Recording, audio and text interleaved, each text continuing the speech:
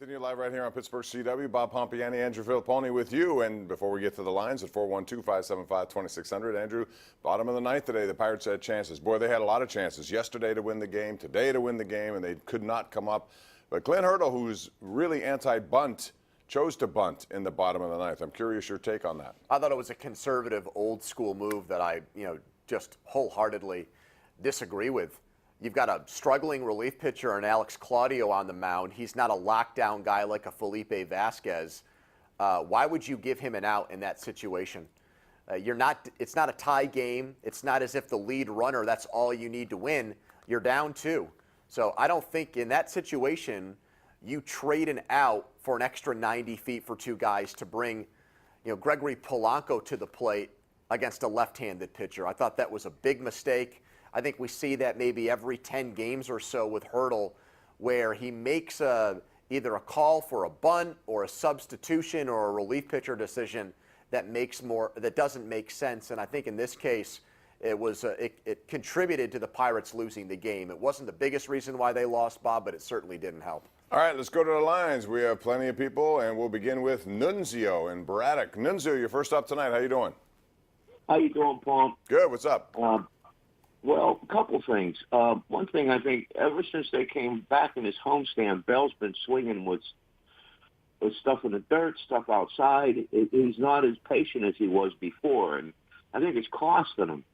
And the other day, switching the subject, Marte's out in center field with his sunglasses on his hat. I saw that. And he lost the ball. And he didn't use his sunglasses. That caused us the game. It was one of the reasons we lost the game. There was a plethora of reasons we lost that game. But they're not playing the way they were before. And fundamentals, they're not playing ball right.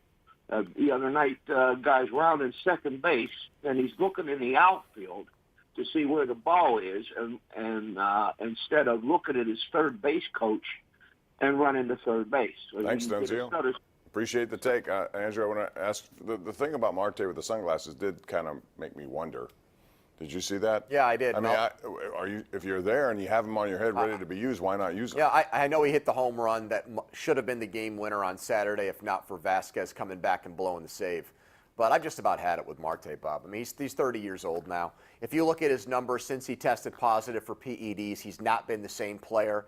I don't think that's coincidence. I don't think there is zero correlation there. And I'm ready to, frankly, wash my hands of the player. I know he's very gifted.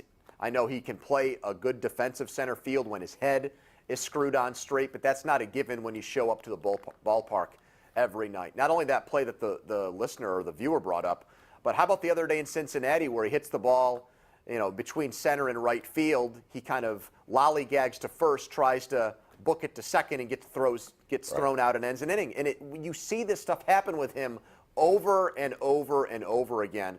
I don't think the light bulb's ever going to go on for him, Bob. I really don't. It's too much talent. And Frank Coonelly talked about it, and he said they had a talk with him and said, you should be the best player every day, but it's up to you to do that. And so far, that's been a challenge. We have Bob tomorrow on Twitter. It's at KD Pomp at The Pony Show. He says, hey, Bob and Andrew, Anthony Rendon is available along with Keuchel. Would that put them into, first of all, you really have wishful thinking there. If you think both of those guys. Well, they don't have the prospects to get Rendon anymore. And that was part of the problem with this Archer trade, is that they basically emptied their pantry. They took all their non-perishable food items and they shipped them off, and now they've got nothing in case they get snowed in. I mean, there's no prospects left in the kitty, Bob. You've got Ke'Bryan Hayes, you've got Mitch Keller, and really that's it. And that reflects back on their drafting. When you're a small market team, you've got to develop players. And frankly, this team has not done a good enough job of doing that. Yeah, we talked about the Archer trade in so many ways, but the Pirates actually gave up more for Archer than they got in return for Garrett Cole. Yes. And Garrett Cole has turned out to be what we know is a big strikeout pitcher. And still, I'm waiting for the final analysis of that trade. But if you look at it right now for Musgrove, who's been okay at times, but very inconsistent. Same is true when you look at Michael Feliz just is not very good. Moran's been okay, but more or less a bench player. And Jason Martin, we still don't know. So at this point, that doesn't look good. And look, I like Musgrove's attitude and the way he conducts himself and carries his business. He's a professional. His career ERA as a starting pitcher is 4.77. Okay, so, I mean, I don't know what we're picturing with him. He's probably at best a middle-of-the-rotation starter, and if that's the best player you got back for Garrett Cole, That's a bad trade. Let's go to line 1. That's Chuck in Uniontown. Hello, Chuck. How are you tonight? Good evening, Bob, Tony. Yeah, the thing about this homestand, we were playing Milwaukee going into this homestand. We were at home. We were the ones that have to catch them. We had them at home, and these last 2 games were winnable. Both, yeah. 11 and 17 at home is, well, I don't need to talk about it. Anyone can read the numbers. If you can't win at home, what are you going to do? Well, especially, you can win on the road, but it offsets itself. If you don't, it's a good point, Chuck, and thank you for the call. Andrew, when you have teams like this here, especially the last 2 days, I mean, to me, they both were, yesterday specifically was more than this one. They came back. I give them a lot of credit because they have been resilient. That's one thing I'll say about that. Saturday's a weird game because when you get down 5-0, you expect to lose that game 99% of the time. But when you come all the way back and then you start an inning with Clay Holmes, who, I bet he's a fabulous guy, but I'm not sure he could get Washington Wild Things hitters out right now. And you send him out there, when you've got Francisco Liriano ready to go, then he's got to come into, Bob, an unfamiliar situation where he's going to bring the fire hose in to try to put the blaze out, and he gives up a 3-run home run to Yelich, and that turned that game around. So that's one where they should be kicking themselves. They should not have gone 0-2 in the 2 games over the weekend. And if you come away with a split with Milwaukee, you can live with that. It's not the best case scenario, but at least you don't feel like you've sucked all the momentum out of the homestand. Joe in Penn Hills joins us next. Hey, Joe, how are you? Hey, Bob. Hi, Andrew. How you guys doing? What's going on, Joe? Well, I love Leland, I love Tanner, and I love Murtaugh. I've seen all 3. And I've told you many times, Bob, I'm not a Hurdle man, I'm not a Huntington man, and you guys just said all the problems. But like on Thursday and Friday, Polanco strikes out 5 times. He's in the lineup Saturday. He strikes out 3 more. Reynolds gets 4 hits in Thursdays and Friday. He's on the bench. He pinch hits him in the 3rd inning of yesterday's game, so he's finished, Reynolds, who's a better hitter in the 6th, 7th, and 8th.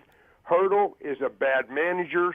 Huntington can't draft, and if we just could rebel and just get rid of those 2 guys, we'd be a better organization, even with that lousy owner, and thank you very much. All right, Andrew. I've talked to Joe quite a bit on this show, so I've heard this, and I understand what he's saying, but at the same time, those 2 guys just signed 4-year extensions anyway. I think Hurdle's done a good job this year in that he's had to deal with moving parts, lots of them, and he's not necessarily in charge of bringing all the talent that's in this organization. He has to deal with the talent or lack of it, and I think given all the injuries, by and large, it's been a pretty good managing job. I think he's done okay. I don't think they have a competitive advantage with him. I look at Joe Madden and Craig Counsell inside the division. I feel like both guys are better managers. I go back to that game against the Rangers where he left Feliz in the game. That, to me, should have never happened. That's one obvious game that he gave back this year. I don't think he's managed the bullpen effectively.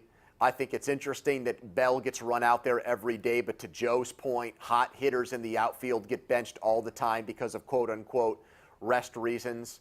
So I'm a little bit confused and nonplussed on that. It's interesting, big picture, Bob. I mean, they decided that, Starling Marte and Gregory Polanco were guys to build around. They took team-friendly deals.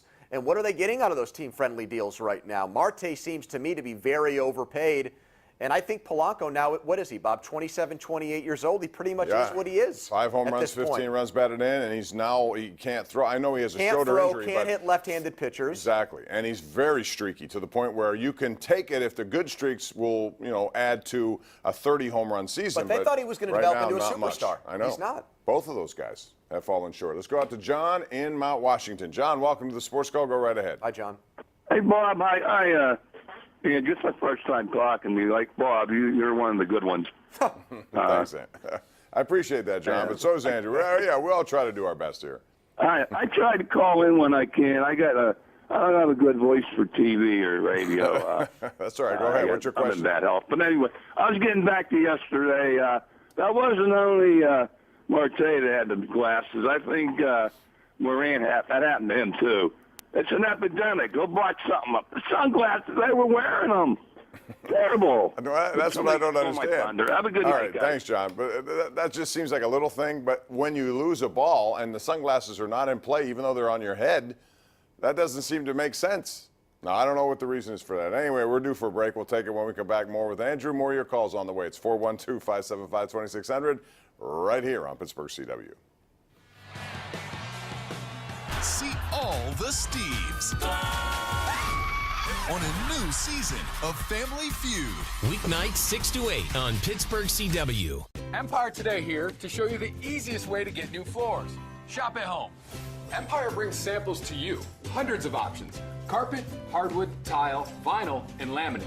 We'll help you pick the right floor and measure your rooms for free. You'll get a price estimate for your entire job, and you can even finance it right on the spot. It's that easy. Shop for floors at home. That's Empire Today. 800-588-2300 Today. Down on the farm, we're always picking what's fresh. And you can too. Come on in to Bob Evans for our Farm Fresh Pick 2 combos. Put homemade chicken and noodle soup with a garden salad, deli turkey with a Caesar salad, or slow roasted pot roast and our hearty soup. Put your Pick 2 together, starting at just $5.99. That won't break the piggy bank. Over 100 combos for lunch and dinner. I love picking two. Let's eat. Bob Evans, down on the farm.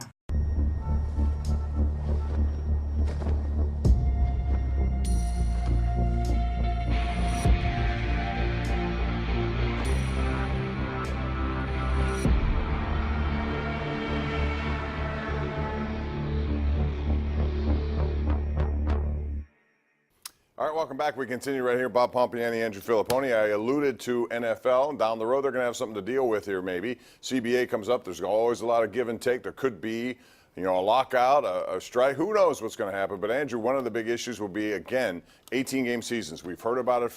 Players don't want that. Owners are going to want that or either more teams in the playoffs. Which do you think is more viable? Well, for me, and I don't want to rain on your parade because the preseason I know is a big time for you, Bob. It is. I'd rather have two real games to watch, but I don't think the players will ever go for it. I have said for a long time, and this story in the Washington Post was confirmation bias for me, a 7-team playoff field in both conferences I think is the best way to do it.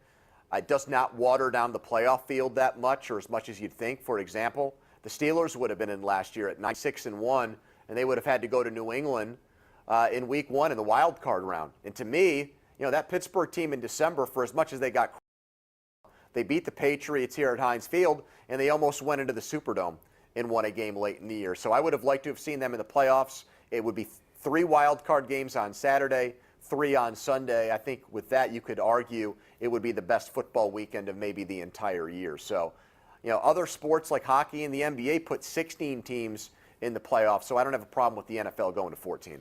All right, final just in the Golden State, Toronto is 109-104. It's Golden State, which started the second half on an 18-0 run, and they take that game. To me, Andrew, I don't normally like to do this, but I thought Golden State would win this series. This game confirms that they will win it. Toronto will not be able to agree or disagree. I think Kawhi's playing hurt. I think the interesting monkey wrench is going to be Kevin Durant trying to insert himself back into the series, and does it take Golden State a game to adjust to that? But I wasn't buying Toronto, Bob. They got an unbelievable game from Siakam, who's like their 4th option in game 1.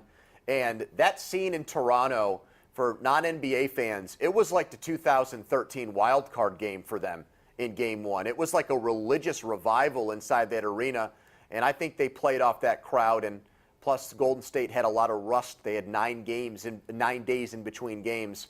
And I thought that hurt the Warriors in game 1, too. Here's the thing, too. No Kevin Durant, that's okay, because tonight Golden State assisted on 34 of their 38. They're better without him, in my buckets. opinion. The record backs They're it up. fundamentally more sound. Real quick, let's go out to Pete in Squirrel Hill. Hey, Pete, how you doing? Hey, gentlemen, how are you tonight? We're good, Bob, thanks. I know you're under the gun. Every team in Major League Baseball, Bob, deals with injuries, some teams to more extent than others. Mm-hmm. Explain to me the Houston Astros. They are missing Altuve, Correa, and Springer. Well, okay, we are up against it. John says we got to go to break, so we got to go to break. Sorry about that, Pete. Call again earlier tomorrow. We'll see you then. Back after this.